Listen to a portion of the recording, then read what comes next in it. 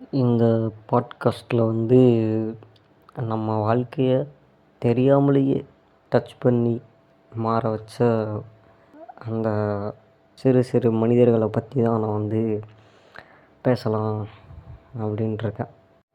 நான் இதை பேசுகிறதுனால உங்கள் மனசுலேயும் ஒரு சில மனிதர்கள் போகலாம். எப்படி சொல்கிறது, ஒரு சிமிலாரிட்டிஸ் பார்க்கலாம். ஓகே, இந்த மாதிரி நம்ம லைஃப்லேயும் நிறைய பேரை பார்த்துருக்கோம். நிறைய பேர் நம்ம லைஃப்பை சேஞ்ச் பண்ணியிருக்காங்க அப்படின்றது. அவங்க சேஞ்ச் பண்ணி விட்டது அவங்களுக்கும் தெரியாது. சில நேரம் இவங்களால தான் நம்ம சேஞ்ச் ஆகியிருக்கோன்றது நமக்கும் தெரியாது. நம்ம லைஃப்பில் எவ்வளவோ பேர் போவாங்க. அது எப்படிப்பட்ட பீப்புள்ஸாக வேணால் இருக்கலாம். அவன் நமக்கு நல்லது பண்ணியிருக்கலாம், இல்லை கெட்டது கூட பண்ணியிருக்கலாம். எப்படியாவது இருக்கட்டும், எவ்வளோ பேர் சந்திக்கணும். அது சின்ன வயசுலேருந்து நம்ம பிறந்து வளர்ந்து நடக்க ஆரம்பித்து வீட்டை விட்டு வெளியில் போன அப்புறத்துலேருந்து இன்றைக்கி நாளைக்கு பார்க்க போகிற பீப்புள்ஸ் வர ஒவ்வொருத்தவங்களும் நம்ம லைஃப்பில் ஏதோ ஒரு மாற்றத்தை கொடுத்துக்கிட்டே இருப்பாங்க. அது கெட்டதாக இருந்தால் நமக்கு ஒரு லெசனாக இருக்கும், நல்லதாக இருந்தால் நம்ம லைஃப்பை சேஞ்ச் பண்ணி விட்ரும். இல்லை, ரெண்டுமே அப்படி தான். நம்ம லைஃப்பை வாழ்கிறதுக்கு கற்றுக் கொடுக்கும், ஹோல்சமாக யோசிக்க வைக்கும். ஸோ இப்படிப்பட்ட எல்லா பீப்புள்ஸுமே சின்ன கான்வர்சேஷன் தான் இருக்கும், ஆனால் லைஃப்பில் பெரிய ஒரு மாற்றத்தை கொடுக்கும். ஸோ அதை பற்றி தான் அப்படி யோசிச்சுட்டு இருக்கிறப்ப எனக்கு தோணுச்சு. ஒரு சிலவங்க என் லைஃப்பை ஒன்றுமே பண்ணியிருக்க மாட்டாங்க. ஏதோ ஒரு எப்படி சொல்கிறது, டெய்லி பேசியிருக்கவே மாட்டாங்க. திடீர்னு சடனாக ஒரு நாள் பேசிட்டு போவாங்க. ஆனால் அந்த அந்த அவங்க சொல்கிற அந்த வார்த்தையிலையோ, இல்லை அவங்க காட்டுற அந்த ஆக்ஷன்லேயோ, இல்லை அவங்க என்கிட்ட கூட பேசியிருக்க மாட்டாங்க, வேறு யாருக்கிட்டையாவது பேசியிருப்பாங்க. அது கூட நம்ம லைஃப்பை சேஞ்ச் பண்ணி விட்டுரும். ஈவன் அது ஒரு பீப்புள்ஸாக கூட இருக்க வேண்டாம். நான் எப்படி சொல்கிறேன், பீப்புள்னு சொல்லலை. அது ஒரு பாட்டு, ஒரு பாட்டோட லிரிக்ஸாக கூட இருக்கலாம். ஒரு படம், அதில் இருக்கிற காமெடி சீன்ஸ், அதில் இருக்கிற ஆக்ஷன்ஸ், ஏதோ ஒரு பொருள், என்னவா வேணால் இருக்கலாம். அது நேச்சராக கூட இருக்கலாம். உங்கள் வீடு, உங்கள் ஸ்ட்ரீட்டு, உங்கள் ஊர், ஏதோ ஒரு சிட்டி, எங்கேயோ இருப்பாங்க.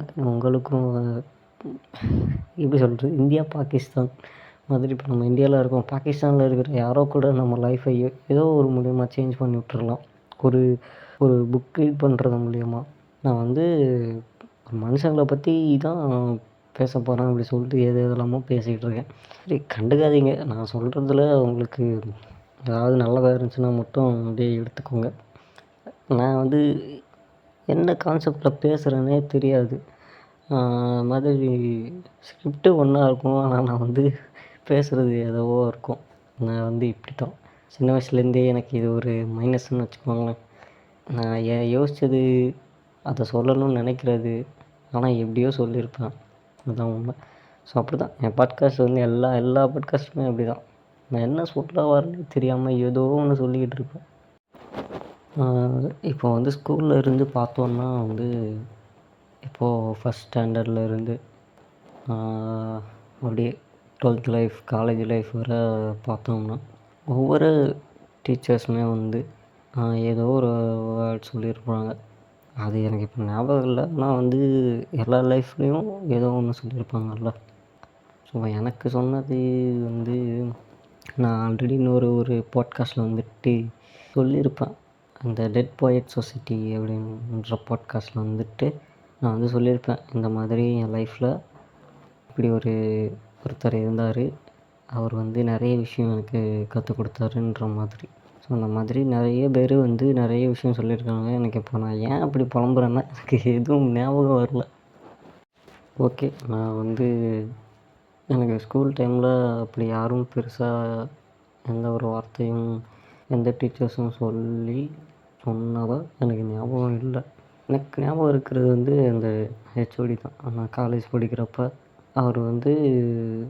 அவர் இதெல்லாம் படிங்க, இதெல்லாம் லைஃபுக்கு யூஸ் ஆகும், நீங்கள் ஃப்யூச்சரில் எப்படி இருக்கணும், நீங்கள் இப்போ என்ன லேர்ன் பண்ணால் உங்கள் ஃப்யூச்சருக்கு அது உதவும். அப்புறம் படிக்கிறத தாண்டி நம்ம எப்படி இருக்கணும் ஒரு மனுஷனா, அடுத்தவங்க கிட்ட எப்படி இருக்கணுன்ற மாதிரி நிறைய விஷயம் சொன்னார். அதில் ஒரே ஒரு விஷயம் வந்து எனக்கு நல்ல ஞாபகம் இருக்குது. அதை நான் அந்த பாட்காஸ்ட்லேயும் வந்து நான் சொல்லியிருப்பேன். அது என்னென்னா, உங்கள் மைனஸையும் உங்கள் ப்ளஸ்ஸையும் வந்து யார்கிட்டேயுமே ஷேர் பண்ணாதீங்க அப்படின்னு சொல்லுவார். மைனஸ் ப்ளஸ்னால் எப்படி சொல்கிறது, உங்கள் சந்தோஷமோ உங்கள் கஷ்டமோ அதை யார்கிட்டேயும் சொல்லாதீங்க அப்படின்னு சொன்னார். அண்டு சந்தோஷத்தை விட கஷ்டத்தை வந்து யார்கிட்டேயுமே சொல்லாதீங்க அப்படின்னு சொல்லுவார். அது வந்து ஒரு சில பேருக்கு அதுக்கு வந்து இல்லை அப்படிலாம் இல்லை, அதெல்லாம் சொன்னால் தான் நல்லது, மனசு நிம்மதியாக இருக்கும் அப்படின்னு சொல்லுவாங்க. சரி, ஒரு நம்பிக்கையான ஒரு ஆள் கிடச்சா நம்ம கஷ்டத்தை ஷேர் பண்ணிக்கலாம், நம்ம மனசு நிம்மதியாக இருக்கும். அவர் சொன்ன பாயிண்ட் ஆஃப் வியூ வந்து எப்படின்னா, ஒரு சில எல்லா மனுஷங்களுமே வந்து நம்ம கஷ்டத்தை நம்ம ஷேர் பண்ணுறோம், அதை அவங்க வந்து மிஸ்யூஸ் பண்ணுறதுக்கு வாய்ப்பு இருக்குது. எல்லா மனுஷங்களுமே ஒரு 100க்கு 90% அப்படி தான் பண்ணுவாங்க. அந்த 10% தான் வந்து பேலன்ஸ் நல்லவங்க. அப்படிப்பட்ட நல்லவங்க வந்து எல்லா லைஃப்லேயும் அமைஞ்சிடாது. ஸோ அதுதான் அவர் சொன்னார், கஷ்டத்தை வந்து யாருக்கிட்டையுமே ஷேர் பண்ணக்கூடாது அப்படின்ட்டு. அது எனக்கு ரொம்ப யூஸ்ஃபுல்லாக இருந்துச்சு. ஸோ எனக்கு அது வந்து எனக்கு அது அந்த வார்த்தை வந்து என் லைஃப்பில் நிறைய மாற்றத்தை வந்து எனக்கு கொடுத்துருக்கு. அது வரையிலுமே எனக்கு காலேஜ் படிக்கிற வரைக்கும் எந்த பெரிய கஷ்டமும் எனக்கு வந்து யாருக்கும் இருந்திருக்காது. எனக்கும் இருந்ததில்லைன்னு சொல்ல முடியாது, இருந்திருக்கு. பட் அந்த வயசில் அதெல்லாம் பெரிய விஷயமா தோணுனது இல்லை. வளர வளர அதே விஷயம் ரொம்ப பெருசாக தோணுச்சு. ஸோ அப்போ நான் வந்து எனக்கு ஷேர் பண்ணணும், யார்கிட்ட சொன்னால் தான் நிம்மதியாக இருக்கும் அப்படின்னு நான் நினைக்கிறப்ப எனக்கு இவர் சொன்ன வார்த்தை தான் மைண்டில் வரும். அண்ட் எனக்கே தெரியும், நான் சின்ன கஷ்டமாக இருந்தால் கூட யார்கிட்டையும் நான் ஷேர் பண்ண நினச்சதில்லை. அண்டு இவர் சொன்னதுக்கப்புறம் ஷேரே பண்ணிக்கிட்டதில்லை. அப்படியே நான் பண்ணியிருந்தாலுமே எனக்கு வந்து ஐயையோ ஏன்டா பண்ணோன்ற மாதிரி எனக்கு நிறைய நான் ஃபீல் பண்ணியிருக்கேன். ஏன்னா அவர் சொன்னது வந்து எனக்கு நடந்திருக்கு. நான் அந்த காலேஜ் அவர் சொல்கிறதுக்கு முன்னாடி வர ஒரு சின்ன சின்ன விஷயம் வந்து நான் என் ஃப்ரெண்ட்ஸ்கிட்ட ஷேர் பண்ணியிருந்தேன். அவங்க அதை வச்சு மிஸ்யூஸ் பண்ணியிருக்காங்க, நிறைய பண்ணியிருக்காங்க. உங்கள் எல்லா லைஃப்லேயுமே நடந்திருக்கும். நான் அதுக்கப்புறமா நான் யார்கிட்டையுமே சொன்னதில்லை. அண்டு ஒரு சில விஷயம் என்னால் முடியாமல் நான் வந்து சொல்லியிருக்கேன். இன்னொரு சொல்ல விஷயம் வந்துட்டு, இதெல்லாம் ஷேர் பண்ணக்கூடாது அப்படின்னு. இப்போ வீட்டில் வந்து நம்ம சொன்னாலுமே வந்து அது வேறு விஷயம். ஆனால் வெளியில் ஃப்ரெண்ட்ஸ்கிட்ட, நம்ம ஒர்க் பண்ணுற இடத்துல, இல்லை காலேஜ்லேயோ ஸ்கூல்லேயோ, நான் உங்ககிட்ட தானே சொல்லிட்டுருக்கேன், ஸோ அப்படி சொல்கிறேன். யார்கிட்டையுமே வந்து ரொம்ப பர்சனலான விஷயத்த வந்து ஷேர் பண்ணிக்கணும் அப்படின்னு வந்து நினைக்காதீங்க. அது உங்கள் விருப்பம். பட் இந்த விஷயத்த வந்து மைண்டில் வச்சுட்டு இது பண்ணுங்க. ஏன்னா அவங்க வந்து எப்போ வேணாலும் நம்ம சொன்ன விஷயத்த வந்துட்டு 4 பேர் முன்னாடி நம்மளை அசிங்கப்படுத்துகிறதோ, இல்லை அவங்களே வந்து அவங்க ஒரு தேவைக்கு நம்மளுடைய ஒரு விஷயத்த சொல்லி இப்படி பண்ணு இல்லைன்னா அவ்வளோதான் அப்படின்ற மாதிரி சொல்கிறதோ, அது ரொம்ப கஷ்டம் அப்படி பண்ணுறதெல்லாம். ஸோ இந்த மாதிரி நிறைய விஷயத்தில் அவங்க நம்மளை பிளாக்மெயில் பண்ணுவாங்க, நம்ம கஷ்டத்தை நம்ம ஷேர் பண்ணுறது மூலியமாக. ஸோ அதுக்கு நம்மளே வந்து ஒரு வே போட்டு கொடுத்துடக்கூடாது. ஸோ இதான் அவர் சொன்ன வார்த்தை எனக்கு என் லைஃப்பை வந்து சேஞ்ச் பண்ணி விட்டுருக்கு. அண்டு இப்போது சொல்கிற ஒரு விஷயம் வந்து மொக்கையாக இருக்கலாம், பட்டு நிறைய பேருக்கு யூஸ்ஃபுல்லாக இருக்கும் அப்படின்னு வந்து நினைக்கிறேன். நான் காலேஜ் படிக்கிறப்ப எனக்கு ரொம்ப ஃபீவர், அது வைரல் ஃபீவர் மாதிரி ஆகிடுச்சு. ஒரு 1 வீக்காக நான் ஹாஸ்பிட்டலில் இருந்தேன். அப்போ வந்து என்னால் சாப்பிடவே முடியல. ஸோ ட்ரிப்ஸ்லேயே தான் நான் வந்து உயிர் வாழ்ந்துட்டுருந்தேன். அப்போது வந்து அந்த டாக்டர் வந்து எங்கள் ஃபேமிலி டாக்டர் வேறு. ஸோ அவர் வந்து ஒரு வார்த்தை சொன்னார், இப்போ எனக்கு வைரல் ஃபீவர்ன்றதுனால என்னால் ஒன்றும் பண்ண முடியாது. அது பட் நார்மலாக ஒரு ஃபீவரோ இல்லை ஏதோ ஒன்று வரும்போது அவர் என்ன பண்ணுவார் அப்படின்றத வந்து சொன்னார். வந்து எனக்கு பிடிச்ச சாப்பாடு ஏதோ ஒன்று, அது பிரியாணியோ இல்லை உப்புமாவோ ஏதோ ஒன்று, நான் வந்து நல்லா எனக்கு போதுன்ற அளவுக்கு நல்லா சாப்பிட்டுட்டு நான் வந்து விளையாட போயிடுவேன் அப்படின்னு சொன்னார். அவர் ஏதோ ஒரு விளையாடுறாருன்னு வச்சுக்கோங்களேன். ஏதோ டென்னிஸ் விளையாடுவாருன்னு நினைக்கிறேன், தெரியல, என்னமோ சொன்னார், மறந்துட்டேன். நான் விளையாட போவேன் அப்படின்னு சொல்லுவார். ஸோ விளையாட போகிறப்ப நிறைய ஸ்வெட் ஆகும்ல, அதுவே வந்து உங்களுக்கு அது நல்லாயிருக்கும் அப்படின்ற மாதிரி சொன்னார்.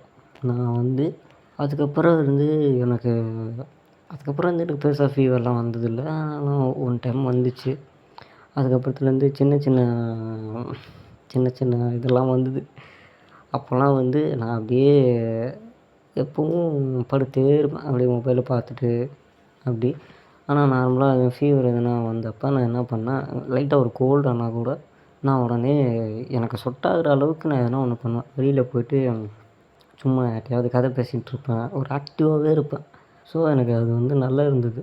இதுக்கு முன்னாடி அவர் சொல்கிறதுக்கு முன்னாடி நான் படுத்தே இருப்பேன். வீட்டிலலாம் சொல்லுவாங்க, கொஞ்சம் அப்படி இப்படியும் வெளியில் போயிட்டு வா, நடந்துட்டு வா, படுத்தே இருக்காத அப்படின்னு சொல்லுவாங்க.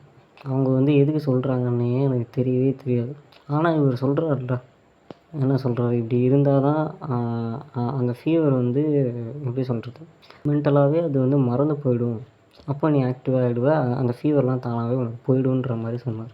இது ஒரு சின்ன விஷயம், எதனா சேஞ்ச் ஆகக்கூடிய லைஃப்பில் ஒரு மாற்றமா அப்படின்னு கேட்டால் எனக்கு தெரில. ஆனால் இதுவும் ஒரு மாற்றம் தான். இப்போ எனக்கு அது யூஸ் ஆகுதுல்ல. இப்போ இதுக்கப்புறம் எனக்கு எப்போவாது உடம்பு சரியில்லாமல் வந்தால் கூட அவர் சொன்ன அந்த வார்த்தையை நான் போட்டு பார்த்தோன்னா எனக்கு எனக்கு நார்மலாக ஃபீவர் வந்தாலே 1 வீக் ஆகும் சரியாகிறதுக்கு. ஆனால் இப்போ நான் ஆக்டிவாக இருந்தால் எனக்கு ஒரு நாள்லேயோ 2 நாள்லேயோ சரியாகிடும்ல. ஸோ அது சின்ன சின்ன விஷயம் கூட மாற்றத்தை ஏற்படுத்துகிற ஒரு விஷயம் தானே. ஸோ நீங்கள் உங்கள் லைஃப்பில் வந்து இந்த மாதிரி ஃபீவர் எதுனா வந்தால் ஆக்டிவாகவே இருங்க. நாளைக்கு உங்களுக்கு உங்கள் பிறக்க போகிற குழந்தைகள், உங்கள் அக்கம் பக்கத்து வீட்டில் இருக்கிறவங்க எல்லார்கிட்டேயும் வந்து முடிஞ்ச அளவுக்கு நல்லதாகவே எல்லார்கிட்டேயும் சொல்லுங்கள். அண்ட் இதையும் வந்து சொல்லுங்கள். எல்லா பேரண்ட்ஸும் எங்கள் வீட்டில் எனக்கு சொன்ன மாதிரி நீங்கள் சொல்லாதீங்க. என்னென்னா அப்படி இப்படி படுத்தே இருக்காத அப்படின்னு அந்த அந்த ஒரு வார்த்தை தான் அவங்க சொல்லுவாங்க. அது ஏன் எதுக்குன்றத சொன்னால் கூட நம்ம வந்து ஓகே நம்ம நடக்கலாம், அப்போ தான் ஃபீவர் சரியாக போகும் போல் அப்படின்றது நமக்கு தோணாதுல்ல. அவங்க வந்து ஏதோ சொல்கிறாங்க, ஃபீவரில் இருக்கேன் எப்படி நான் ஏஞ்சி நடக்க முடியும் அப்படின்னு தான் நான் யோசிச்சுருக்கேன். இவர் எதுக்குன்னு அந்த ரீசனை சொன்ன போய் தான் நான் வந்து ஆக்டிவாக இருந்தேன். அவ்வளோதான், நீங்களும் அப்படி இருங்க. இது எனக்கு என் லைஃப்பை மாற்றக்கூடிய ஒரு சின்ன ஒரு விஷயம். ஓகே, இன்னொரு இன்சிடெண்ட் வந்து என்னென்னா, எனக்கு இந்த இன்சிடெண்ட் தான் வந்து ரொம்ப பிடிச்ச ஒரு விஷயம். எப்போது நான் காலேஜ் படித்து முடிச்சிட்டேன்னு நினைக்கிறேன். ஆமாம், அப்போவா இல்லை காலேஜ் படிச்சுட்டு இருக்கும்போதான்னு வந்து எனக்கு தெரியல. ஒரு நாள் பஸ்ஸில் ஒரு 1 ஹவர் ட்ராவல், நான் எங்கள் ஊருக்கு ரிட்டன் போயிட்டுருக்கேன். போயிட்டுருக்கிறப்ப எப்படி சொல்கிறது, பஸ்ஸில் வந்து ரேண்டமாக என் பக்கத்தில் வந்து ஒரு ஒரு 50 வயசு இருக்கும் அவருக்கு. என் பக்கத்தில் வந்து உட்காந்தாரு. ஃபஸ்ட்டு அவர் என்கிட்ட வந்து பேசினது வந்து அவங்க பொண்ணு வந்து ஏதோ ஹாஸ்டலில் படிக்குது அப்படின்னு சொல்லிட்டு ஃபோன் கேட்டார். கால் பண்ணணும் அப்படின்னு சொல்லிட்டு நான் உடனே அவங்க நம்பர் சொன்னாங்க. நான் கால் பண்ணி கொடுத்தேன். பேசி முடிச்சுட்டு அவர் வந்து எனக்கு ரொம்ப வார்த்தையே வர மாட்டேங்குது. எனக்கு ரொம்ப பிடிச்ச ஒரு விஷயம் என்னென்னா, அந்த நேரத்தில் நான் வந்து ரொம்ப சோகத்தில் இருந்தேன். அவர் வந்து கண்டுபிடிச்சிட்டாரு. அவருன்னு இல்லை, நிறைய பேர் வந்து என் ஃபேஸை பார்த்து கண்டுபிடிச்சிருவாங்க. என் ஃபேஸே அப்படி தான் இருக்கும், அது ஒரு விஷயம். ஆனால் அன்னைக்கு வந்து நான் ரொம்ப கஷ்டத்தில் தான் இருந்தேன். அவர் வந்து என்ன சொன்னார், அவங்களுடைய வீட்டு கதையெல்லாம் சொல்லிகிட்டு இருந்தார். கடைசியில் அவர் வந்து ஒரு கதை சொன்னார். என்ன சொன்னார், ஸ்கூல் படிக்கும்போதோ இல்லை ஏதோ ஒரு விஷயத்தில் வந்து அவர் வந்து யாரையோ கோவத்தில் ஏதோ ஒரு சின்ன வார்த்தை தான் சொல்லியிருப்பாங்க போல இருக்குது. இவர் கோவத்தில் வெட்டிட்டாராம். ஆப்போசிட்டில் இருக்கிறவங்களுக்கு உயிர் போகல, ஜஸ்ட் எங்கேயோ வெட்டியிருக்காரு. அதில் நான் ஜெயிலுக்கு போயிட்டு அப்புறம் தான் வந்தேன். ஒரு 40 வயசுக்கு அப்புறம் தான் குழந்தைய பெற்றேன் அப்படின்ற மாதிரி சொன்னார். தெரியல, எனக்கு சரியாக மறந்துட்டேன் அப்படின்னு சொல்லிகிட்டு இருந்தார். இப்படி ஒரு விஷயத்தெல்லாம் சொல்லிவிட்டு எனக்கு அந்த விஷயம் சொல்லும்போது நான் ஷாக் ஆகிட்டேன். ஓகே, இப்போ எல்லா விஷயத்தையும் சொல்லிவிட்டு லாஸ்ட்டில் வந்து ரொம்ப கவலையாக இருக்குப்பா, உன்னை பார்த்தா உன் ஃபேஸ்லேயே தெரியுது, முகத்துலேயே தெரியுது, ஏன் அப்படி இருக்கிற அப்படின்ற மாதிரி சொல்லிவிட்டு கவலைப்படாத. அவர் ஒரு ஸ்லாங்கில் அவர் சொல்கிறார், எல்லாம் மாறும், எல்லாருக்கும் லைஃப்பில் வந்து யாருக்கு தான் இல்லை பிரச்சனை, எனக்குமே வந்து பிரச்சனை தான் இருக்குது. ஆனால் வாழணும், தைரியமாக வாழணும், ஒன்றும் கவலைப்படாத, நல்லாவே நடக்கணும் அப்படின்ற மாதிரி சொன்னார். அதுக்கப்புறம் நான் என் ஸ்டாப்பில் நான் வந்து இறங்கிட்டு நான் போகிற வழியில் அப்போ யாரோ எனக்கு ஃபோன் பண்ணாங்க. நான் அப்படியே பேசிட்டு வீட்டுக்கு போயிட்டு நைட்டு ஒரு 6 மணிக்கு மேலே நான் எப்போவுமே வந்து மாடிக்கு போயிட்டு நின்றுட்டு எதையாவது யோசிச்சுட்டு எனக்கு எவ்வளோ கஷ்டம் வந்தாலும் அந்த இடம் தான் என்னை ஹீல் பண்ணிவிடும். ஸோ அப்போ அன்னைக்கு நான் மாடிக்கு போயிட்டு இவர் சொன்ன வார்த்தையை தான் நான் வந்து யோசிச்சுட்டே இருந்தேன். எப்புட்றா இவருக்கு தெரிஞ்சது அப்படின்ற மாதிரி. ஸோ இதில் என்ன சேஞ்ச் இருக்குது அப்படின்னு கேட்டிங்கன்னா, அவர் வந்து ஒன்றும் கவலைப்படாத எல்லாம் மாறும் அப்படின்றது வந்து அவர் ஏஜ் இருக்குல்ல, அவர் ஏஜில் எந்த ஒரு ஆள் சொல்லியிருந்தாலும் நான் வந்து ஓகே லைஃப் மாறும் போல் அப்படின்னு நினச்சிருந்துருப்பேன். ஏன் அப்படின்னா 50 வயசுக்கு மேலே அவங்க வந்து நிறைய பார்த்துருப்பாங்கல்ல. எப்படி சொல்கிறது, நிறைய ஏமாற்றம், துரோகம், அது இதுன்ட்டு நிறைய பார்த்துருப்பாங்க. ஆனால் இப்போ ஒரு சிலவங்க வந்து ஒரு ஆறுதல் சொல்லணும்னா நிறைய வார்த்தையை சொல்லிக்கிட்டே இருப்பாங்க. அது இது இதுன்ட்டு நான் சொல்லிட்டே இருப்பாங்க. எனக்கு அது எரிச்சலாக இருக்கும். ஆனால் ஒரே வார்த்தையில் வந்து ஒரு ஆறுதல் சொல்லுவாங்கல்ல, எனக்கு அப்படிப்பட்ட பீப்புள்ஸ் வந்து ரொம்ப பிடிக்கும். அதுவும் எனக்கு ரேண்டமாக யாராவது வந்து இப்படி சொல்கிறது எனக்கு ரொம்ப பிடிக்கும். எனக்கு அது மனதுக்கு வந்து ரொம்ப இதமாக இருக்கும். அப்படிப்பட்ட ஒரு ஆள் தான் அவர். அவர் சொன்னது வந்து எனக்கு இன்னும் வரையும் ரொம்ப கஷ்டத்தில் இருக்கும்போது அவர் சொன்ன ஒரு வார்த்தை தான் எனக்கு வந்து மைண்டில் இருக்கும். ஓகே லைஃப் வந்து என்றைக்காவது மாறிடும் அப்படின்னு அவர் சொன்னார். இந்த நஸ்ரியா சொல்லுவாள்ல, மன்னிக்கவும், ரொம்ப எப்பவும் எல்லா பாட்காஸ்ட்லேயும் ஒரே தொல்லை இந்த இவர் தான். அவர் எப்போவுமே கத்திகிட்டே தான் இருப்பார். என்னால் ஒன்றும் பண்ண முடியாது. அது வந்து நான் வந்து குடியிருக்க வீட்டோட ஓனரோடது. நான் என்ன பண்ண முடியும்? ஸோ நஸ்ரியா மாதிரி லைஃப் மாறிடும் அப்படின்னு நம்ம உட்காந்துக்கிட்டே இருந்தோமா மாறாது.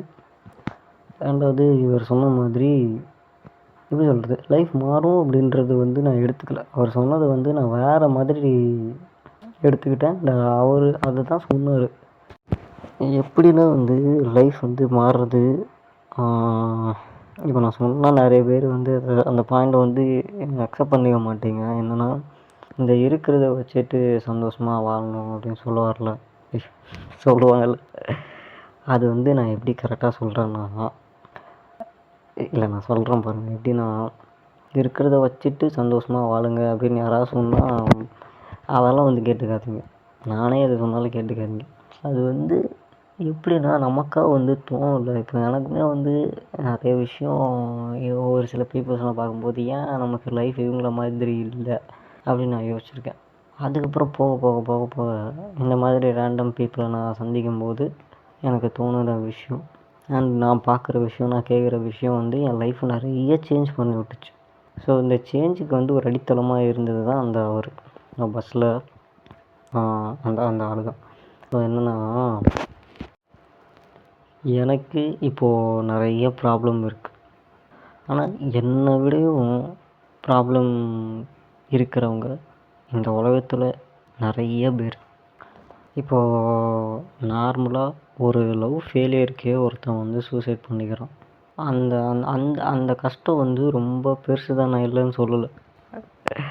அதுக்காக சூசைட் பண்ணிக்கணுமா அப்படின்னு கேட்டால் அதெல்லாம் தேவையில்லாத ஒரு விஷயம். அண்டு நான் இப்போ அந்த சூசைட் பண்ணிக்கிறவனா நான் வந்து ஒன்றும் சொல்லலை.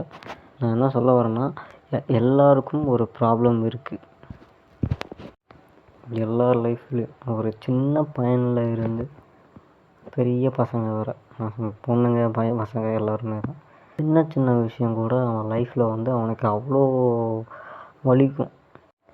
ஸோ இப்போ என் கஷ்டம்லாம் ஒரு கஷ்டமாக, எல்லாருக்கும் தான் கஷ்டம் இருக்குது அப்படின்றத வந்து நான் ஃபஸ்ட்டு காமனாக ஒன்று யோசிச்சு பார்ப்பேன். ரெண்டாவது இப்போது எல்லாருக்குமே மெயினாக வந்து ஃபினான்ஷியலாக தான் ப்ராப்ளம் இருக்கும். ஃபஸ்ட்டு எடுத்துக்கிட்டோம்னா அதுதான். ஸோ அப்படி பார்க்கும்போது வந்து நீங்கள் ரேண்டமாக ரோட்டில் போயிட்டுருக்கும்போது எவ்வளோ பீப்புள்ஸை பார்க்குறீங்க, ஒரு நேரம் சாப்பாடு கூட இல்லாமல். ஸோ அவங்கள பார்த்து உங்கள் லைஃப்பை வந்து காம் பண்ணிக்கோங்க அப்படின்னு நான் சொல்ல வரல. ஸோ அந்த மாதிரி பீப்புள்ஸ்லாம் இருக்கிறாங்க. நமக்கு என்ன குறைச்சல்? இப்போ நான் சொல்ல வரதே நான் வந்து தப்பாக சொல்கிற மாதிரி உங்களுக்கு கன்வே ஆகலாம். பட் நான் யோசிக்கிற விதமே வேறு. நம்ம லைஃப் பரவாயில்ல அப்படின்றது தான் இப்போ நான் சொல்கிறேன், புரியுதா? அவங்கள யோசித்து நம்ம லைஃப்பை வந்து பரவாயில்ல, அவங்களுக்கு நம்ம பரவாயில்ல அவங்களுக்கு சாப்பாடே இல்லை, எனக்கு இந்த நேரத்துக்கு சாப்பாடு இருக்குது, இன்னும் 3 நேரத்துக்கு சாப்பாடு இருக்குது, நாளைக்கு சாப்பாடு இருக்குது, அடுத்த நாளைக்கு சாப்பாடு இருக்குது அப்படின்ட்டு காம் பண்ணிக்க நான் சொல்கிறேன். ஆக்சுவலாக எனக்கு இது இப்படி தான் சொல்ல வருது. அண்டு இன்னொரு விஷயம், அவங்க அப்படி பார்க்குற பீப்புள்ஸ்க்கு வந்து நம்மளால் எதுனா பண்ண முடியுமா அப்படின்றத வந்து யோசிங்க. நீங்கள் அப்படி யோசிச்சிட்டாலே வந்து உங்களுக்கு பாதி கஷ்டம் போயிடும். நிஜமாக சொல்கிறேன். நான் வந்து சின்ன வயசுலேருந்தே நான் இந்த ஒரு விஷயம் நான் நிறைய யோசிச்சிருக்கேன். அண்டு எங்கள் அப்பாவும் சொல்லுவார், நம்மளை விட எவ்வளோ பீப்புள்ஸ் கஷ்டத்தில் இருக்கிறாங்கடா, நம்ம அதுக்கு பரவாயில்ல அப்படின்னு சொல்லுவார். இப்போ நான் வந்து நிறைய விஷயம் யோசிக்கிறப்போ முதல் விஷயமா எனக்கு இதுதான் தோணும். உண்மையாகவே வந்து நான் ஒரு நாள் ஒரு ரிலேட்டிவ் காரில் நான் போயிட்டுருக்கிறேன். எங்கள் கார் கண்ணாடியை வந்துட்டு ஒருத்தங்க அவங்களுக்கு பின்னாடி வந்துட்டு ஒரு குழந்த வச்சுருந்தாங்க. இந்த துணிலாம் கட்டி அவங்க உடம்போட கட்டி வச்சுருப்பாங்கள்ல, அவங்க வந்து நான் வந்துட்டு இருக்கிற காரில் கண்ணாடியை துடைச்சி விட்டுட்டு பைசா கேட்குறாங்க. இப்போது எங்கள் ரிலேட்டிவ் வந்து கொடுத்துட்டாங்க. நான் காரில் உட்காந்துருக்கேன். அவங்க வெயிலில் ஒரு பச்சை குழந்தைய அவங்க கூட வச்சுட்டு ஒரு கார் கண்ணாடியை துடைக்கிறது மூலிமா அவங்களுக்கு எவ்வளோ கிடைக்கும் மிஞ்சி போனால். நம்ம அவங்களுக்கு வந்து ஒரு 500 ரூபா நோட்டையோ, நம்ம ஒரு 50 ரூபா நோட்டை கூட நம்ம நீட்ட மாட்டோம். நம்ம 10 ரூபாயோ 5 ரூபாயோ தான் கொடுப்போம். அவங்களுக்கு அதை வச்சுட்டு அவங்க எப்படி வாழ்வாங்க, எப்படி அவங்களும் என்ன சாப்பிடுவாங்க, அவங்க குழந்தைக்கும் என்ன கொடுப்பாங்க, எனக்கு அதெல்லாம் யோசித்து நான் ரொம்ப ஃபீல் பண்ணியிருக்கேன். இப்போ நான் வந்து அவுட் ஆஃப் டாப்பிக்கில் நான் போயிட்டுருக்கேன், சரி கண்டுக்காதீங்க. எனக்கு அந்த விஷயம்லாம் யோசிக்கும் போது ரொம்ப கஷ்டமாக இருந்துச்சு. சின்ன வயசுலேருந்தே வந்துட்டு இந்த மாதிரி பீப்புள்ஸ்க்கெலாம் நான் ஏதாவது பண்ணணும் அப்படின்னு நான் வந்து நினச்சிருக்கேன். ஆனால் இப்போ வரையிலுமே என்னால் என்ன பண்ண முடியும்? நான் என்ன பண்ணுவேன்னா, என்கிட்ட இருக்கிற காசை வேணால் நான் கொடுக்க முடியும். அந்த இருக்கிற காசை அப்படியும் நான் கொடுக்க சொல்லலை உங்கள் எல்லோரையும். நானுமே அப்படியே கொடுக்க மாட்டேன். எனக்கு அடுத்த வேலைக்கு அடுத்த நாளுக்கு காசு இருந்துச்சுன்னா அது போக நான் மிச்ச காசை தான் கொடுக்க முடியும். அதுக்குன்னு இருக்கிற காசெல்லாம் கொடுத்துட்டு நான் அடுத்து என்ன பண்ணுறது?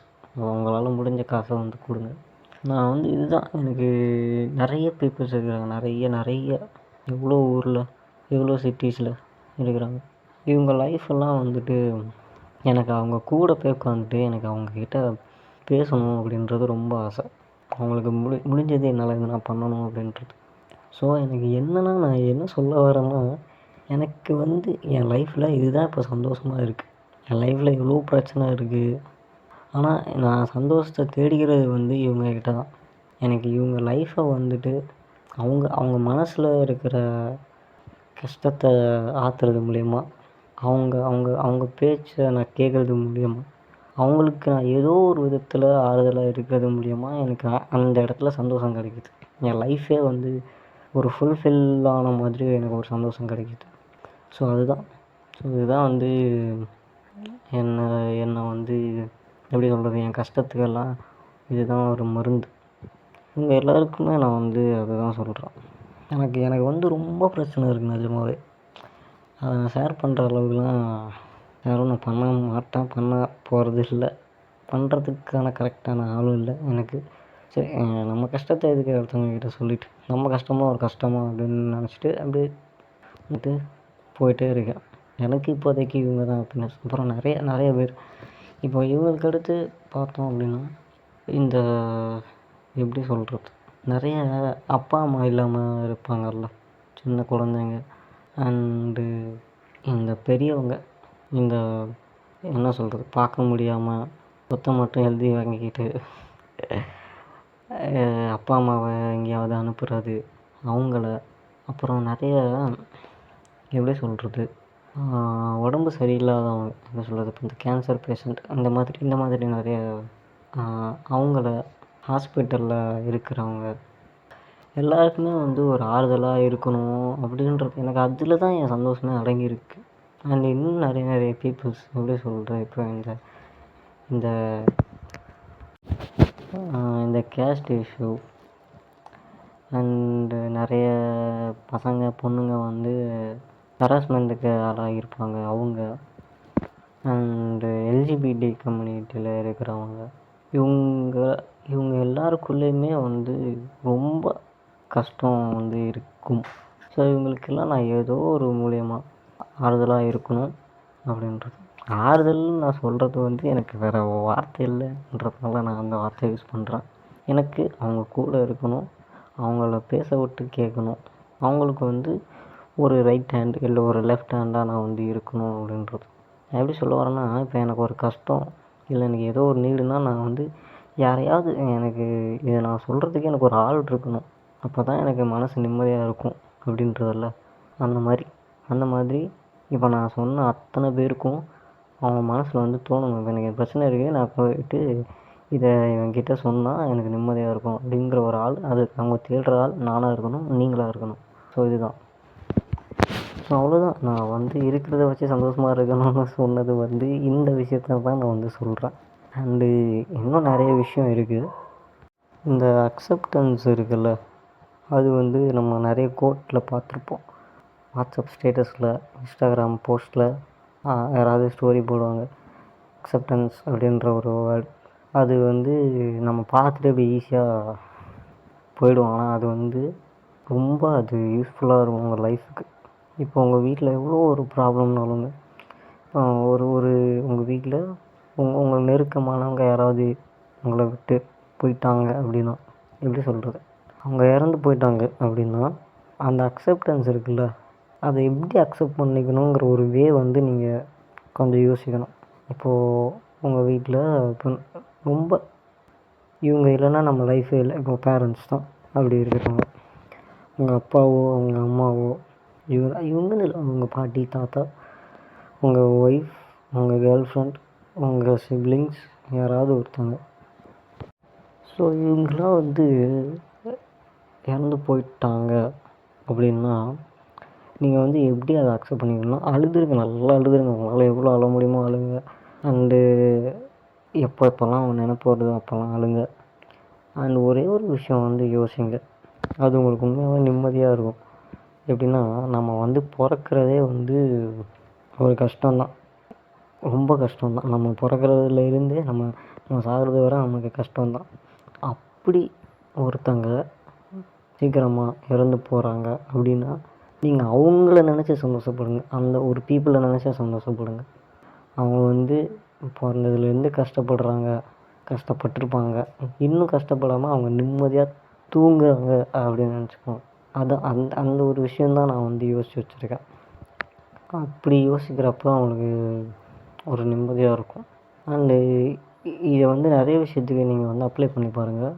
இது நான் சொன்ன விஷயம் வந்து நான் ஈஸியாக சொல்லிடுறேன் அப்படின்னு நினைக்காதீங்க. கஷ்டம் தான், நான் இல்லைன்னு சொல்லலை.